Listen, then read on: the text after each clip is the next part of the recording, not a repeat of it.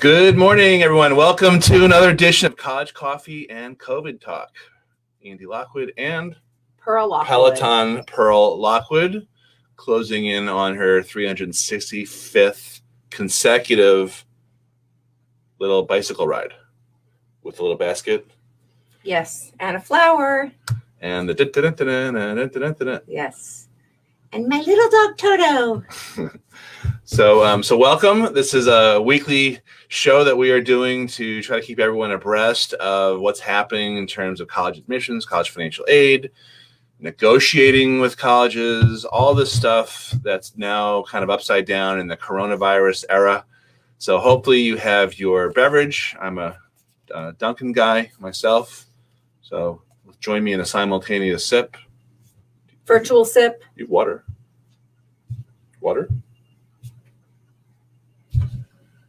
Cheers. Cheers. Water. Pearl's very hydrated, so apparently she didn't need that. So if you have any questions, this is your chance to pop them in right here.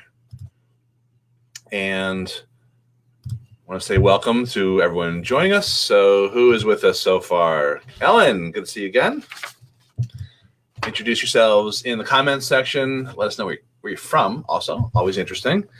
We're going to be going over some of the questions that I don't think I was able to adequately get to on our free webinar yesterday, which was financial aid merit scholarships in the coronavirus era. And but before we go into those, I just want to call out or shout out to a couple of our clients who are seeing some great results. So first of all, congratulations to the Davison family who negotiated and got an extra $10,000 a year, $40,000 total from what we think is one of her daughter's top choice schools, right? Number one, number two. So great job there.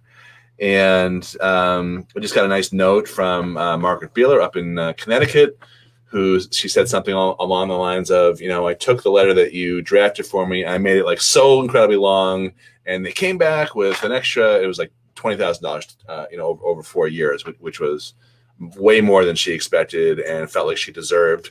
So congratulations. I don't know if she's watching, but congratulations to Margaret. Talk to us about the Notre Dame kid. Oh, wow. Well, without getting into an exceptional student, obviously, but this student is going to Notre Dame for free. It doesn't get better than that. She's going on a full ride. That's it. $77,000 a year she's been awarded for 4 years. And she deserves it. She's got special circumstances also. Not really financial, right? Not financial, right. Personal, but really very happy for this family. Really could not have happened to a more deserving family. Yeah. Okay. And I don't know if he's watching, but Vinny and Jody Pirro got their daughter Elena. We've been trying to negotiate some awards, and we've gotten a few schools to budge. I think Syracuse, which was the top choice school, went from $0 to $20,000, which was not. I'm sorry, it's $5,000 a year, so $20,000 total. It's probably still not enough to move the needle, but it's always worth trying. That's really the point here. And neither one of us has a magic wand, a working magic wand. We do have a crystal ball. We do have a crystal ball, but for those of you who have misjudged and thought it was real, it's a prop. Right. It's not real. I don't believe that, but anyway, so it's always worth trying. And that was we spent a lot of time on that on the webinar yesterday. And like I said, I didn't get a chance to answer all the questions. So I want to, you have them here. So yes. Pearl's going to fire away the ones that we selected for today. And of course, if you have any questions, this is your opportunity to pop them in right here. And then at the end, I think we should give them the resource.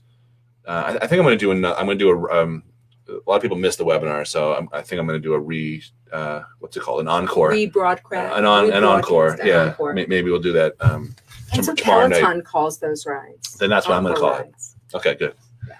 Okay. Okay, so, we have a question, an unanswered question from yesterday from David. My son was just accepted at USC. Though the insanely expensive school came through with a modest amount of aid, including some grant and work study money, they did their own expected family contribution calculation that exceeded the FAFSA-based EFC by $10,000. Yep, USC is a CSS profile requiring school. Did not expect this, though. How can this be? What is the appeal strategy? Okay, and that's closely related to the next question on the flip side. Which is from Subra. It seems like EFC varies for each school, especially private colleges. How can we know what their calculated EFC was? Ha ha ha. You can't. Well, okay, that's true. So here's the deal. There's different ways of figuring out how much you are eligible for. There's something called the federal methodology, which is used on the FAFSA, free application for federal student aid. You plug in your numbers, you file it, it spits back your expected family contribution. Spoiler alert, hardly anyone really likes their EFC. And that's it. You see, and there's a published formula. It's about 77 odd factors that get considered, and the regulations. There's like 1,100 pages plus behind calculating all this stuff and the eligibility and all that. So that's one number, and I'm not going to go into what it's based on and what it's not based on. But not every college follows that methodology. So there's about 400 colleges, give or take, that follow a different methodology called the institutional methodology, which is a different way of calculating your expected family contributions their own way. And one of the catches is that not only is it different, but it's not published. It's not a published formula the way the federal EFC is. So you can look it up and say, oh, okay, well, this is going to be my expected family contribution if I apply to a school like University of Southern California. I assume that's the USC he meant. I would assume, but a lot of people confuse University of South Carolina, which, sorry guys, that's not USC. University of Spoiled Children. So yeah, USC. Of course. Well, that's the profile school, and South Carolina's not. So that's right. I answered my own question. Okay. So what the hell? Is it the hurricane coming through here? Yes. Okay. So I'm easily distracted. So those private schools generally are the ones that require the CSS profile, and they use sort of commonly accepted principles. It's like generally accepted accounting principles, or the equivalent for financial aid, but that's not a published formula. What we do understand, though, is most of the time, if you own a home and you have equity in your house, that'll usually inflate your federal expected family contribution higher. I'm sorry, it'll change. It'll account for the difference between your federal EFC and your institutional expected family contribution, because the FAFSA does not consider your primary residence, but the profile does. That's just one quick example, and that's why colleges have different expected family contributions. Furthermore, well, you always say this, right? So colleges can do whatever they want, right? Colleges can do whatever they want anyhow, but there's also, I don't know if this is where you were going, the other place that I have found, or a common place that families get stuck on the EFC conundrum, if you will, is that they think that the EFC means what you're going to pay. Right.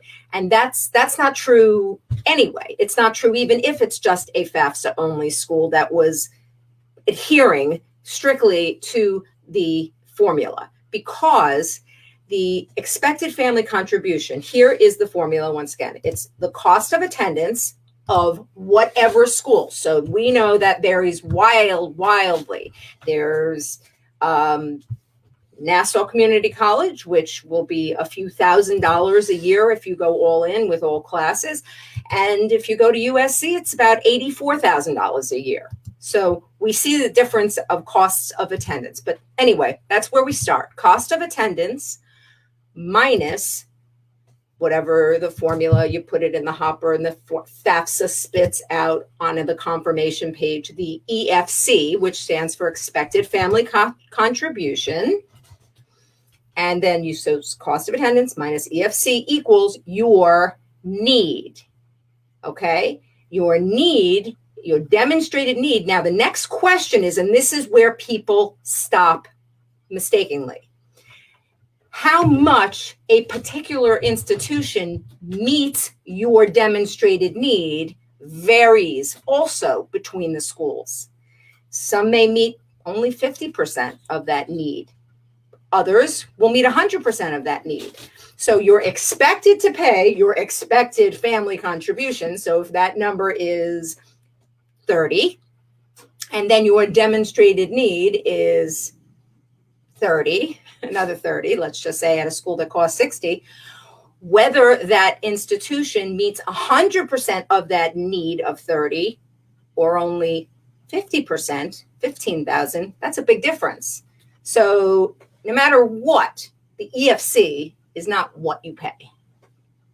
It can be, but it's different, like you Right. said. So, and just because a college publishes we meet 100% of need doesn't mean They do. They do, because it's on average.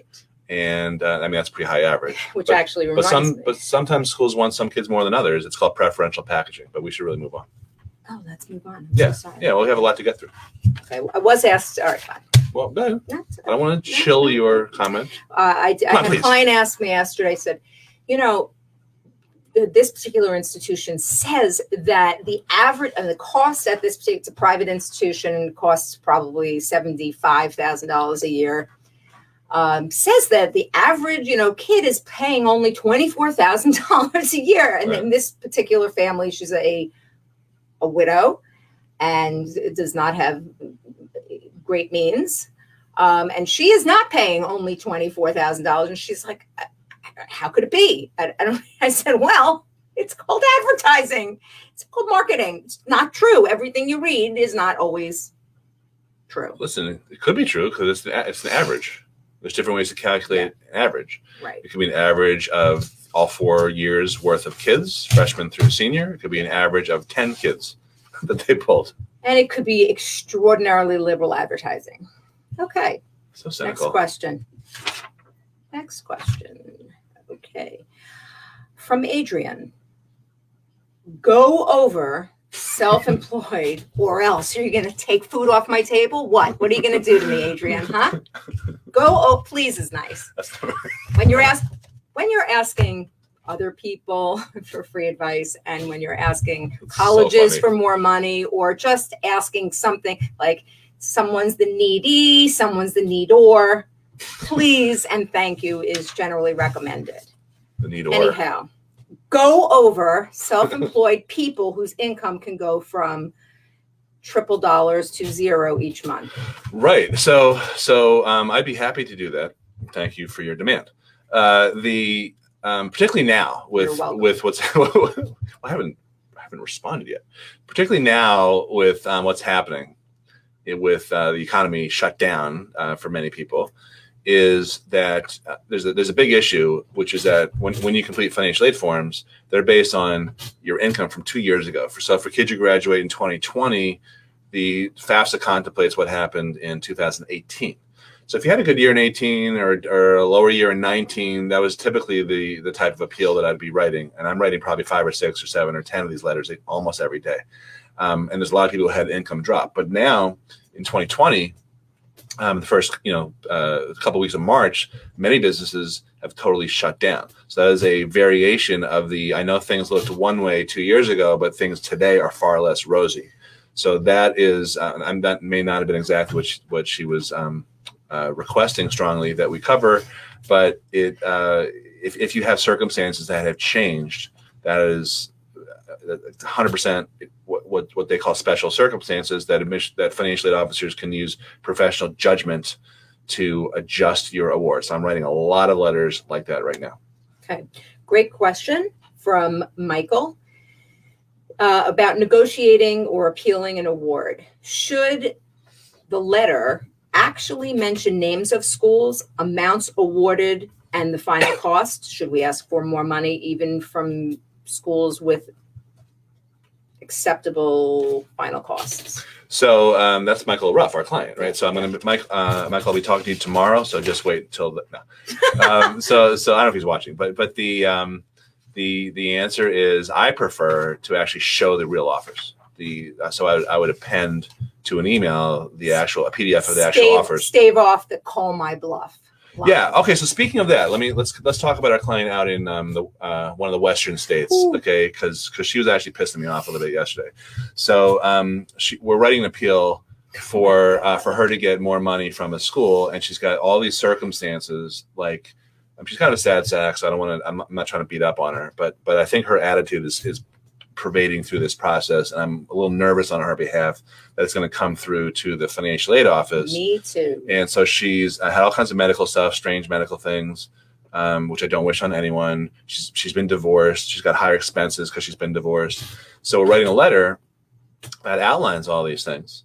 And then she said something like, "Oh my God, they want me to elaborate."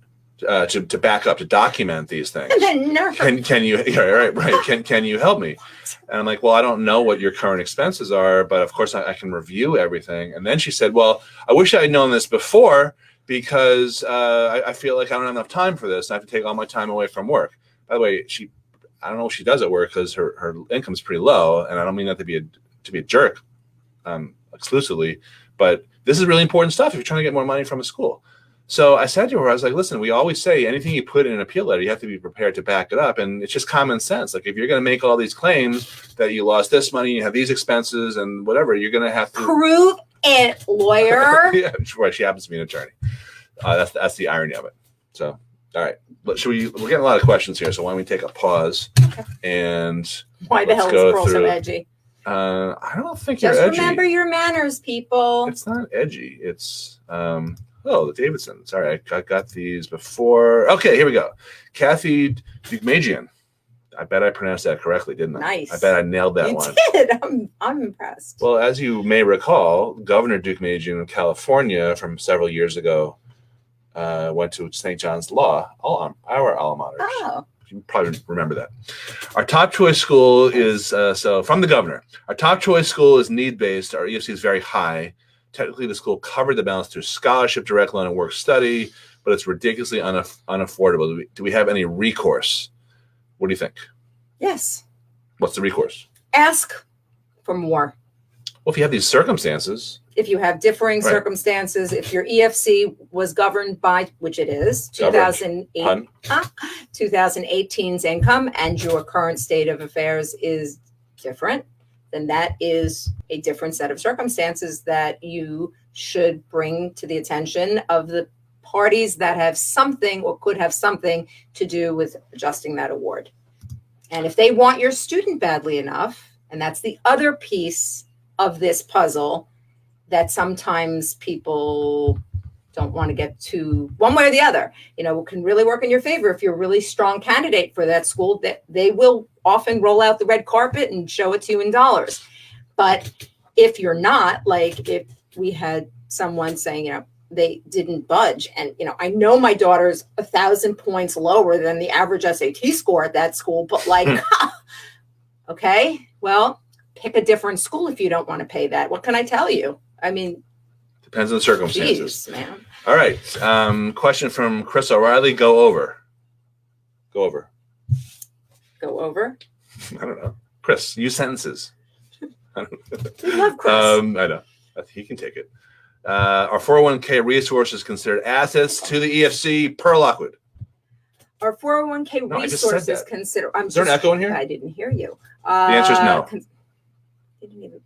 But are they on the CSS Profile and FAFSA? They are indeed. Okay, so but just to clarify, 401k, your entirety of the 401k is not, the balance is not on the FAFSA. However, any contributions that were made in the base year, like in 2018, if you had a retirement contribution to that 401k, while it is untaxed income for income tax purposes, it does come back into play and count against you as income for financial aid purposes. Next, Trisha Ann, good morning. I'm loving Pearl today. Thanks. Thank you so to you much both. More of that. Thanks. Well, did she dislike you yesterday? I don't know. That's kind of a weird. No, thank you. Thanks, Trisha. I love Pearl every day. Don't I? You do. Yeah. And I you. We're very much in love. Tenzin, hello. Pearl and Andy Lee. My dad's name was Lee. Hi, Tenzin. My dad's looking to hear from you. Okay. Okay. Does he have an appointment? Book an appointment. You should have the private. I'm not going to give that out here because this is for the public, but you should have the private way to book Pearl. Yes. Okay, Linda, should parents of juniors fill out the FAFSA profile in October be addressing the special circumstances of a virus impacting their business? Here's the deal. You can't do that on the FAFSA unless they change things. But as of now, the FAFSA doesn't allow for that, but the CSS profile does allow for that. But just anticipate that they're going to ignore that, and you're going to get a financial aid offer that's not going to be so great, and you're going to have to appeal it. Right. So the answer is partially yes, but be prepared to connect the dots for them. Yep. Lori, thank you. Yeah, I see. I told you everyone agreed with you. Well, the people that we that was funny. Like this is we should be sidetracked here. Pearl read a very wait. Don't sidetrack on my sidetrack.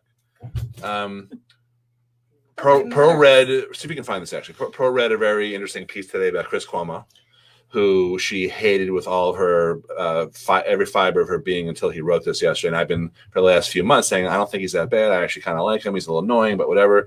I don't know if you want to read that or not, but anyway, and the point of the article is very interesting. And the point of the article was, I think that he was kind of reflecting on, because he got sick with coronavirus, he was having sort of an existential, like, what am I doing type of moment, sort of phrased in an outburst on a radio program that he does that I didn't hear, but I actually want to hear it now.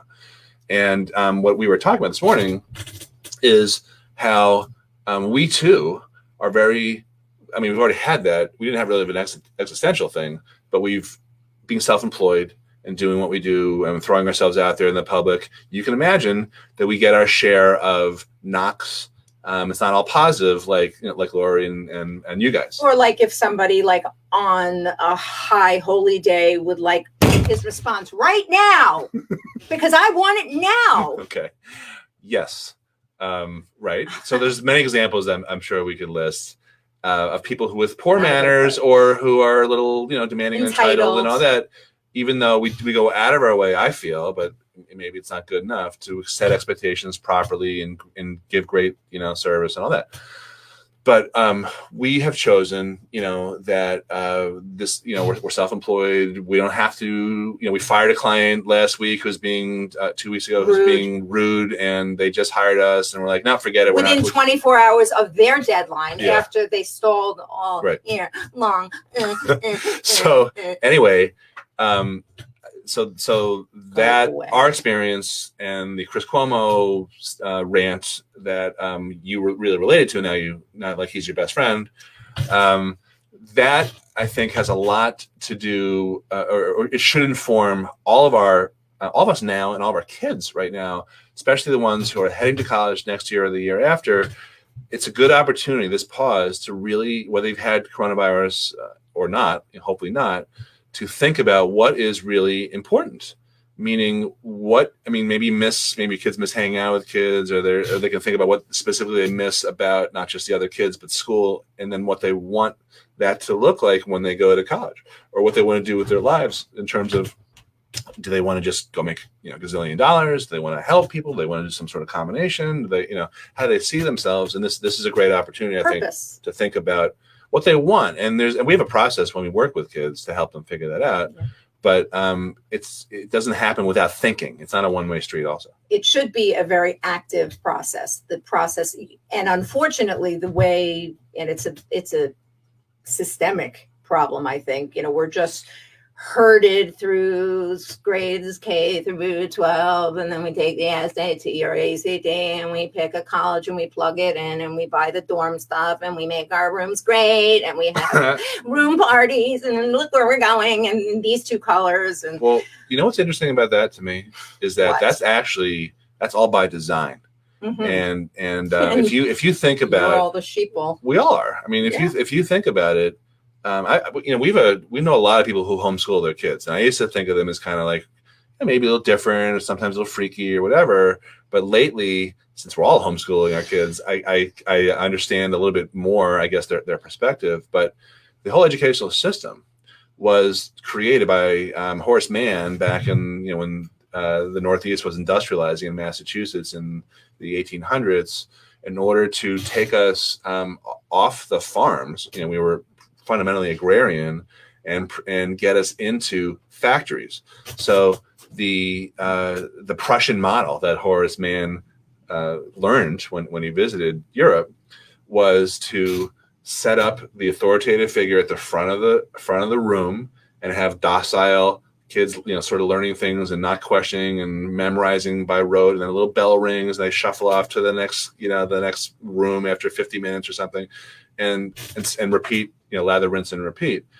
And interestingly, I remember reading that the literacy rate in Massachusetts was something like 98% before they created mandatory free public education, and then it dropped to like 50% afterward. So the system, though, is really designed, to do that, to have us kind of follow along unthinkingly, like you were saying. So it's nothing wrong with the system. It's actually, it's working, but in fact, maybe it's the system itself that needs to be looked at. Yes, definitely. And this is a good time to be doing that. Whether you're Chris Cuomo or Pearl Lockwood or whomever, this is a great opportunity to be thinking about what you want. Okay. Sandra Porch, can you kindly explain work study? Do the colleges give jobs to all if it's part of a financial aid award? They're supposed to, but they don't always have those jobs. Usually they do, and that's usually deducted off of your tuition. Yes. Not always. But it's an optional. You can be offered it, and you can decline it, in which case that that much more is going to be what you need to borrow, perhaps.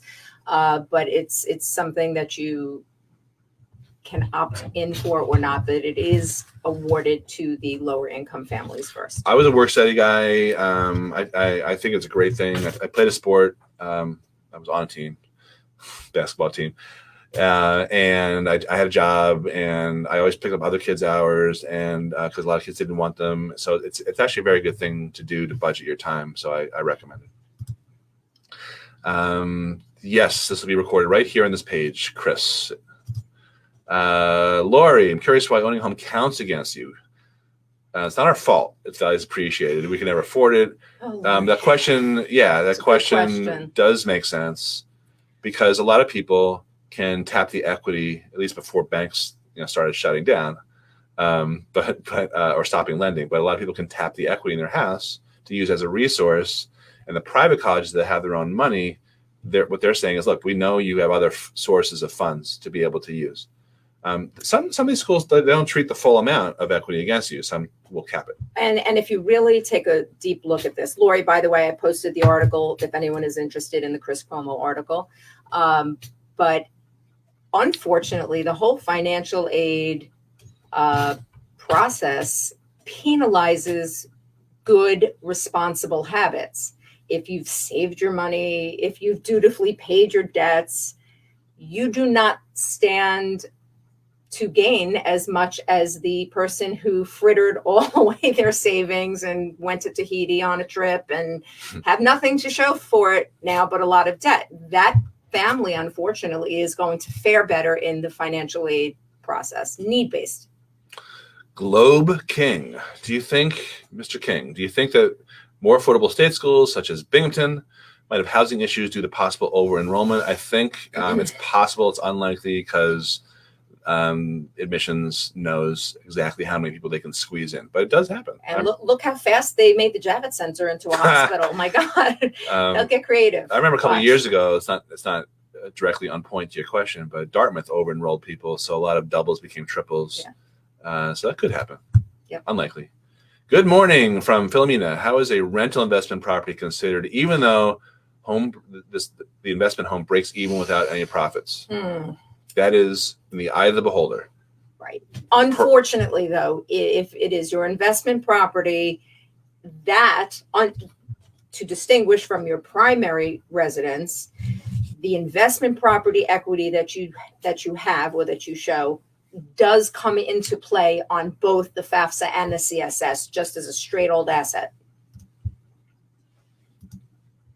And of course, if there is more that you need to say about it, it would have to be brought up after an award is issued and on appeal, or if you are in a situation where you have a school that is requiring the CSS profile, then perhaps you could provide an explanation in the comments section. Ellen, it's all so much work. I'm sad that we worked so hard up until now, and now we have to rethink everything. I actually look at that the other way. I think it's a great opportunity to rethink things, just sort of the way you were saying, and think about what's really important. Like, how important is it to go to a name brand school that costs triple what you for the same education, or double, or whatever? How important is it, for kids to brag to their peers and family and cousins or parents to brag? I mean, I think there's a lot that we should be reconsidering. Exactly. And what Chris Cuomo was saying was he started to question the purpose of what he's doing, and does it really have any value? Does it really matter that he's just sort of, prompting this argument, prompting that argument, and for what value is it? And that was kind of his point. Take a look at the article. I thought it was interesting. But so too must the consideration be when one is pursuing a college investment, because that is what it is, and make no mistake about it. It's not just like, oh, my kid likes acting and my kid just wants to perform, and that's great, but it cannot be looked at in a vacuum. It must be tethered to the lifestyle and the risks that go along with that choice. I have the greatest story. I told you this. Oh. I almost want to find this email, but I don't want to shame him. Okay. But the gist of the email, I told you this, was it was like, "Hi, Andy. I saw you give a presentation at a school in the city, New York City, and we didn't move forward because my son was unwilling. I didn't think he'd be coachable. Since then, he developed a strong interest in glass blowing. Remember? Yes. Glass blowing, and which you immediately described as bong making. So he applied to. So he narrowed his college, and his grades suck too, right? So he narrowed down his schools. There was only 4, and he applied to all. He didn't get in anywhere. So we're coming to you to see if you can help us get him into these schools for next year. So my response for glass blowing. Right. So my response was, I said many things. I'm not going to talk to you for free because we already spoke once. That was my first one. But the second one was, listen, that sounds like if we were to work together, I'd be giving you very blunt advice. And part of that advice would be, that sounds like more of a hobby to me than a way to make a living, although I admit I haven't looked into it.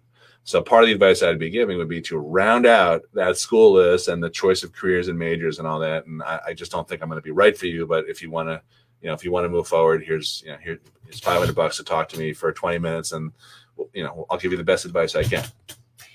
Please don't do that. Please don't go into glass blowing. I'm sorry. Or go into it, if you're well funded, but not if you're trying to necessarily make. It's a hobby. That's a hobby. Okay. Well, some people make a living at it. But yeah. Who do you know who makes a living at glass blowing? I don't know them personally, right. But the point is, with any pursuit, and I'm not just knocking performing arts, but you do need to consider all parts of pursuing certain careers. Like I'll just go, because there was a point in time, a long time ago, where I considered a career in performing arts for a minute. And here I am, right? You shall be a Facebook star. Okay. And my mother, actually, who, may she rest in peace, was a professional singer. She was incredible. She had a radio show way back when. And she had said to me, she said, let me ask you a question.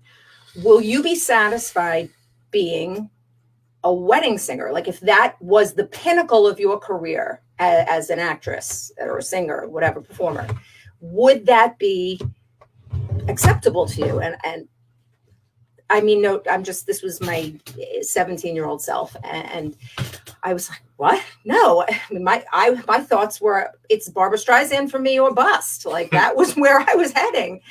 And however great, there was no matter how much schooling, no matter how many auditions, there was never going to be any guarantee or even a great likelihood that would ever happen, no matter how many times I would try, no matter how many classes I studied for it. I mean, that is just one of these careers that's the deal. That is the deal with that pursuit. You want to go to law school, you put your nose in your books and you study and you take the bar exam and you pass it, you're a lawyer, okay? You may have to do other things to drum up some business, but you're a lawyer. Which by the way, you went into and you loved law school, which is kind of odd. Yes. And because I didn't. And you loved your career as a prosecutor. I loved it. Right. I did. And it was great. And it kind of combined my interests in some way. But the point was not to go down Pearl memory lane. The point is that you got to explore some. We always talk about it is not about just the 4 years. You don't just like land in college and that's the end of your life. Arguably, it's the beginning of where you're really considering all of these things. And you need to consider, is spending $300,000 on an acting degree necessary to pursue a career in acting, or perhaps could your time and your money be better spent going on a bunch of auditions and seeing if you've got the grit for all that rejection, because that's part of it too. And you got to do some introspection and take an inventory of your personality. And are you okay? Do you let things roll off your back easily? And if you don't, put the brakes on and be honest with yourself. May not be, the right move. And it's certainly a better consideration before you plunk down $300,000 on a BFA, perhaps. And I'm not trying to talk you out of it, because if money's no object and this is still where your heart and you've considered all that and and you don't care and it's fine, God bless you, go for it. But you have to consider these things. Did you have this conversation when she was in bed yelling at you because she needed to get her rest? And then you went and played with your dolls and you started reenacting her yelling at you, but you were yelling at your dolls. And then you got a part in a soap opera and you got sick and then your mom stepped in. Is that what happened? That's hysterical. Andy is simply making a reference. We had the pleasure of watching Mommy Dearest the other day, which Pearl cannot watch quietly. She's got to watch and think about all the people she knows who that resembles. And then she got mad when I said Pearl Dearest to her. And anyway. Okay, so I missed a comment from Ellen. Yeah, it is important to do some thinking now. Lori, let's say the first choice, college doesn't budge. Do you move on to your second choice with essentially the same appeal letter? Yeah, I do. It's really a one-shot thing with very rare exceptions. Right. Does the strategy shift? No. It doesn't really shift. It's the same strategy over and over again. But be sincere. Pamela, the world does need glass blowers. It does. I'll concede that. I'm not sure it does, but I will concede that. I just don't know if it's worth spending $300,000 to get an education for a career that you'd be lucky to make $15,000 a year for. It's just not a good return on your investment. Yeah. But I also said I'm an amateur at that. I don't know if that's really a good career or not. Just assuming it's not. Lori Badillo, I was just thinking the same thing about glass blowing. Son is musically inclined. Several bands. Don't think it's going to pay the bills. Thank God he agrees. Yeah, there's nothing wrong with going for it, but you need a plan B. I think that's really the point. See you later, Ellen. Feel good. Love Pearl's honesty. Ooh, thanks. We love it too, and we get it. All right, Lawrence. My son will be a sophomore at Rhode Island. We'll be living off campus. Is there an online learning again in the fall? If there is, will they let us start the fall semester in the spring? I don't think they're thinking about that yet, but anything's possible, and they just haven't given us any guidance yet to speak of. So they're trying to do everything they can to get open in the fall. And I don't know if you have had this same sense, and believe me, I really don't have a real crystal ball. However, we've been doing this every week now since the corona pandemic has struck. This, in the last few days, I have noticed a slight shift in what seems like discussions and murmurings about life coming back and reopening discussions and how that plan is going to be embarked. So I'm feeling a little bit more confident than I have before this week that things will chart back to normalcy by the fall. That's my prediction. Okay, Pearl Fauci. Said it. We'll see. All right. Let's get to the next few questions before we sign off here. All right. Hold on a second. Okay. Hello, Carrie. Nice. All right, she's there. Good. All right. Couple more questions, then we'll just wrap up here. Okay. We got time for one more. Joanne, my daughter is a senior. She needs to commit by May 1st. Oh. She sent in a merit appeal letter. She was told she probably wouldn't hear before May 1st. We're nervous to have her commit before the appeal is decided. Okay. So this is going to be our last question for today. In the meantime, please like, share, sign up to be notified when we come on again. We're doing this every Tuesday at 10. I also started a new FAFSA Friday where you can submit your questions ahead of time. Can you post it on their site? I think it's, but test the link first. I think it's lockwoodcollegeprep.com/FAC-us. Is that too much to ask? FAC-us. So or it could just be FAC. Anyway, I'll post it here. So the May 1st deadline has not moved really for most colleges to June 1st. Some have, but most have not.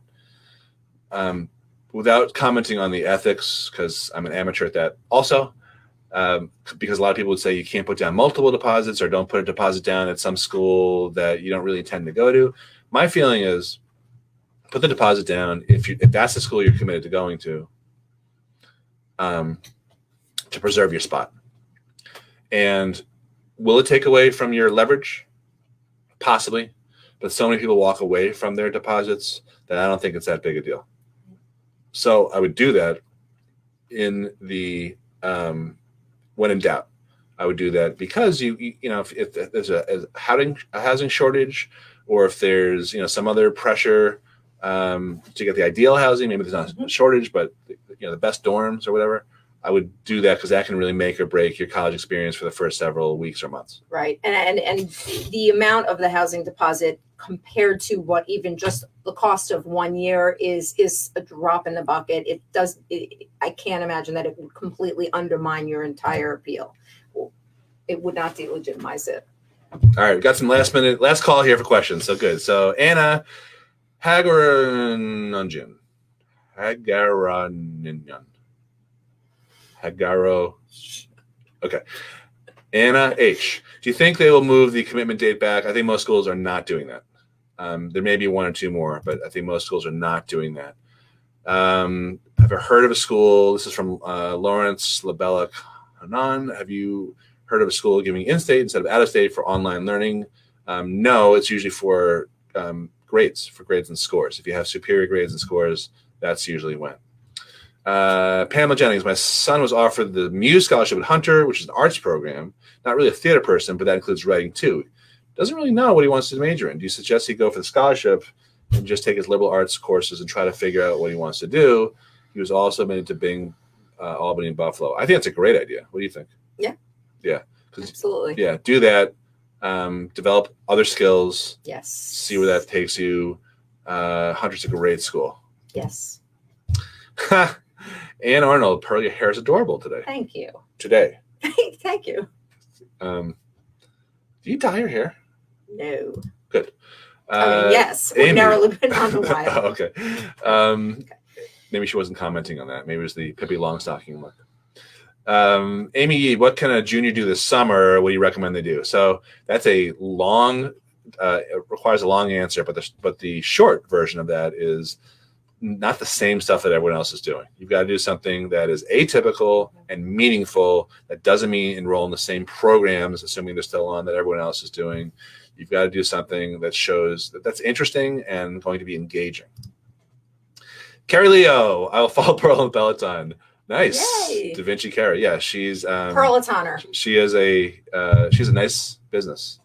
The Da Vinci Learning. So very clever name, Carrie. Wow. Linda, what's the crystal ball regarding student loans in the coronavirus era? I think they're going to Lower be the 0. rates. Yeah, I think they're going to be lower. Yeah. I do. Penn State did. I'm not sure what that means. Can we get Villanova to come down to New York State school price? Very hard. They get so many applications. They're a hot school. Yeah. And they know it. So unlikely. They're sexy and they know it. How much time is needed for negotiations? Most schools respond within a couple of days. But 6-1 for Penn State. But Nice. we have seen appeals or responses to appeals come back at the end of June. Yeah. And it's all a matter of your own personal comfort level for this thing. We're not ever saying forego putting your housing deposit down on time and when you need to. Don't do that. Make sure you do cover your bases. However, you have to, if you are appealing the award, you have to be prepared that the decision may not come out, may not change at all. So you know that going into it, but you also have to be prepared that it may not be on your timeline. So here's the site for us for our Friday, FAFSA Friday. You get to submit a question ahead of time, and you'll have a chance of us answering it sometime that day in the morning. I usually do that very early morning on Friday. So like this page so you're notified when those questions are posted, those answers are posted. Lori Spadavecchia, my son is enrolled at the pre-college program at Fordham, if it still happens. Is this considered something different for a junior to do? I think those are pretty common, those things. I wouldn't necessarily call that atypical. And as long as Penn State moved their decision date. Got it. Good. Okay. Now I see. Took me 3 tries to figure out what you were saying. So I'm a little slow in the uptake. Thanks. And it does not necessarily not to single Fordham out or any of maybe any elite school that offers these summer gigs. Those do not increase your chances of admission, even though they would like you to think that they might. Yeah, I mean, it shows that you're serious and interested in pursuing something, but they don't help you get into that particular school. It's called pay for play. Or pay to play. Or pay to play. Yeah. Oh, look, we both said the same thing. And no matter what you do over the summer, you can buy a sweatshirt from any school. That is funny. All right. So on that note, thank you for joining us. We'll be back, briefly on Friday with the answer to the question of the week, on which you can post at lockwoodcollegeprep.com/FAQ-us, back us, for a chance to have your question answered. Thanks for being with us. Stay safe, stay healthy, stay virus free. Right along with Pearl as she gets to her 365th day, consecutive day. Consecutive means consecutive, by the way. I just want to, again, at the risk of making people sick of me saying this, she's been, now you're not, but she's been with cold and flu and hip pain, but she's not missed a day because she made a commitment to herself. And that in and of itself is a great lesson for all of us. It inspires many of us in the family. And hopefully you take a little bit of inspiration away too. It's all between here and here. Yes. Your choices. Your choices are in Pearl's skull. No. So Everyone has their own respective skulls. Good. Yep. All right. Thanks for being with us, and we'll talk to you soon. Bye-bye. Bye.